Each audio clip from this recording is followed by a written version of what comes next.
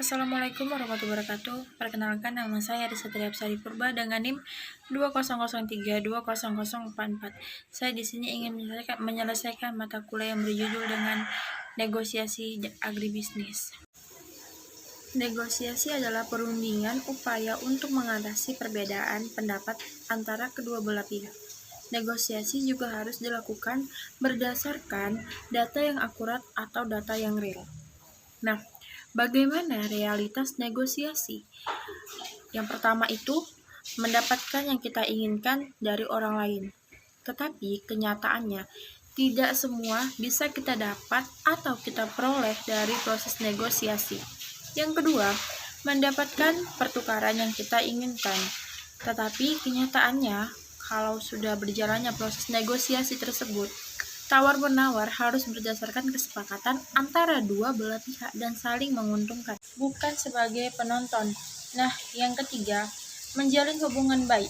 Inti negosiasi mencapai kesepakatan yang memuaskan kebutuhan kedua belah pihak, sehingga terjalin hubungan yang harmonis atau win-win solution. Nah, yang terakhir, yang keempat, mencegah dan menyelesaikan konflik.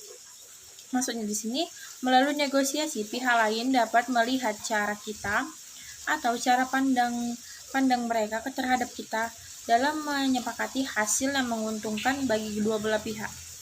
Jadi mencapai tujuan dengan cara merangkul lawan dengan hasil yang maksimal dan hasil yang diinginkan dari kedua belah pihak tersebut. Tentukan dua belah pihak yang berbeda posisi untuk suatu kesepakatan, dan adapun cakupan negosiasi yaitu pembicaraan, diskusi, tawar-menawar, pertukaran, kompromi, perundingan, perdebatan, dan positioning. Dalam proses negosiasi, yang pertama yaitu apa yang Anda ingin katakan kepada lawan negosiasi.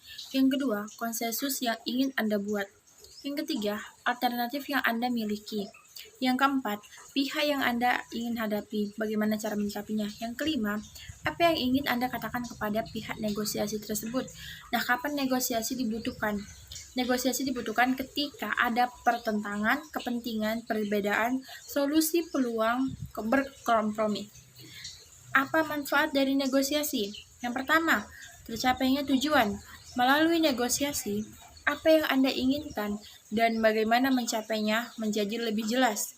Yang kedua, memiliki otoritas lebih besar. Melalui negosiasi, Anda merasa memegang kendali karena harus memimpin atau mengambil inisiatif dan meraih kesepakatan terbaik. Untuk mencapai negosiasi yang sukses, yang pertama yaitu melibatkan komunikasi efektif dua belah pihak. Yang kedua, setiap pihak mengembangkan pemahaman bagaimana memuaskan pihak lain dan menyelesaikan perbedaan. Nah, yang ketiga, kedua belah pihak menerima hasil dengan baik. Adapun negosiasi konvensional yaitu fokus pada kemenangan, bertahan keras pada posisi masing-masing, mencari kompromi antara pihak negosiasi berdasarkan kehendak sendiri. Ini lebih ke mementingkan diri sendiri. Nah, adapun model negosiasi konvensional yaitu yang pertama menggertak lawan, yang kedua mengancam, yang ketiga mengkritik, dan yang keempat berdebat. Ini sangat tidak efisien. Bagaimana negosiasi yang efektif? Yang pertama, harus mampu memisahkan perasaan pribadi dengan masalah yang dihadapi. Fokus pada masalah, bukan siapa yang terlibat di dalamnya. Bisa jadi Anda tidak menyukai lawan Anda karena suka menggertak. Misalnya, dia terjebak, tetap on the track supaya melangkah pada solusi, supaya itu terarah. Nah, yang kedua itu, jangan terjebak pada perdebatan posisi. Sadari bahwa setiap pihak berangkat dari posisi yang berbeda. Menganggap lawan negosiasi sebagai musuh, maka Anda akan terjebak pada kecurigaan dan negatif thinking. Yang penting berusaha menyelidiki motivasi, kepentingan, dan sasaran negosiasi agar dapat diambil kesepakatan. Yang ketiga, buat beberapa alternatif sebelum membuat keputusan. Kumpulkan banyak alternatif agar tidak terjebak pada satu solusi saja. Semakin banyak alternatif pilihan, kemungkinan kesepakatan yang memuaskan dua belah pihak pilihan dapat dijalankan dengan baik atau tidak merugikan pihak manapun. Yang keempat, kesepakatan harus berdasarkan kriteria objektif. Jangan terjebak penampilan. Orang karismatik terdengar sangat meyakinkan selama negosiasi, namun menghasilkan kesepakatan yang tidak seimbang atau kesepakatan yang buruk. Jangan terjebak penampilan seorang, karena itu akan merugikan diri sendiri atau merugikan perusahaan. Adapun elemen sukses bernegosiasi yaitu waktu persiapan yang memadai. Yang kedua, sasaran yang jelas, memahami pokok permasalahan. Yang keempat, strategi rencana negosiasi yang jelas. Dan yang kelima, taktik negosiasi yang tepat. Dan yang keenam, sikap menghargai lawan negosiasi. Yang ketujuh, informasi lawan negosiasi. Dan yang ke-8, komunikasi yang efektif bagi lawan negosiasi. Yang ketujuh, berpikiran positive thinking. Yang ke-8, terbuka untuk bertukar ide. Yang ke-9, bangun kesepakatan evaluasi implementasi antara lawan negosiasi. Ada beberapa profil mediator. Yang pertama yaitu konektor. Biasanya memiliki ruangan atau kantor dengan dekorasi yang rapi. Terdapat foto keluarga, ada beberapa tanaman indoor dalam ruangannya. Adapun tips bernegosiasi dengan konektor, yaitu Anda harus terbuka, jujur, dan mengawali dengan pembicaraan kecil. Jangan langsung to the point. Pahami kondisinya dulu. Jangan langsung melakukan negosiasi. Yang kedua ada network. Pembawaannya senang. Semakin Anda disukai, semakin fleksibel dalam bernegosiasi.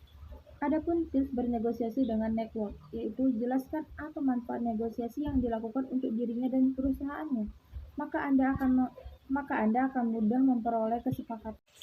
Yang ketiga ada produser, seringkali melakukan deal dengan cepat, berorientasi pada tujuan, berpikir, bergerak, berbicara dengan cepat. Selalu meminta gambaran secara umum dan bertanya untuk memperoleh apa yang diinginkan. Tipe paling sulit dalam bernegosiasi karena mengutamakan deal dahulu, masalah relasi urusan yang kedua. Adapun tips bernegosiasi dengan produser yaitu jelaskan lebih dahulu apa yang Anda tawarkan dan dengan cara yang menarik. Kemudian tanyakan apa yang ia tertarik atau tidak tertarik. Jika iya, baru Anda dapat lanjutkan.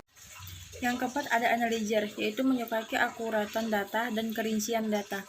Tidak suka pertanyaan yang berputar-putar, maksudnya ini detail. Jangan berharap keputusan yang cepat. Ketika berhadapan dengan tipe ini, tipe suka mengakhiri negosiasi dengan cepat, menyukai menunda keputusan dan akan memberi jawaban melalui email, surat resmi, atau by telepon. Adapun tips bernegosiasi dengan analyzer ini, siapkan dukungan data secara lengkap dan detail. Jenis keterampilan berargumen yang baik, yaitu yang pertama buat asumsi dan dukung dengan data yang akurat tadi. Kedua, jelaskan asumsi tersebut. Buatlah alasan yang jelas. Yang ketiga, jelaskan konteks dan berikan contoh motivasi orang lain untuk menerima pandangan Anda, siap menerima perbaikan. Dan yang terakhir itu, dengarkan dan tetaplah terbuka antara pihak negosiasi yang lainnya. Adapun beberapa keliruan dalam bernegosiasi, yaitu yang pertama, menginginkan sesuatu yang berlebihan dari pihak negosiasi lainnya. Yang kedua, saling mengandalkan kekuatan. Yang ketiga, gagal mengenali kekuatan diri sendiri. Yang keempat, mudah menyerah atau terjebak pada suatu pilihan. Yang kelima, memiliki mental win-loss, berpikiran jangka pendek sehingga menghancurkan hubungan yang seharusnya terjalin dalam bernegosiasi. Aturan yang berjalannya itu jangka panjang menjadi jangka pendek. Dan yang terakhir itu terlalu banyak menekan pihak lain, menerima opini atau perasaan sebagai fakta, posisi dianggap segalanya. Percaya semakin besar, otoritas akan memberi lebih banyak kekuatan, banyak berbicara, sedikit mendengarkan. Dan yang terakhir itu terlalu tergesa-gesa. Demikianlah materi yang bisa saya sampaikan, kurang lebihnya saya mohon maaf, saya akhiri. Assalamualaikum warahmatullahi wabarakatuh.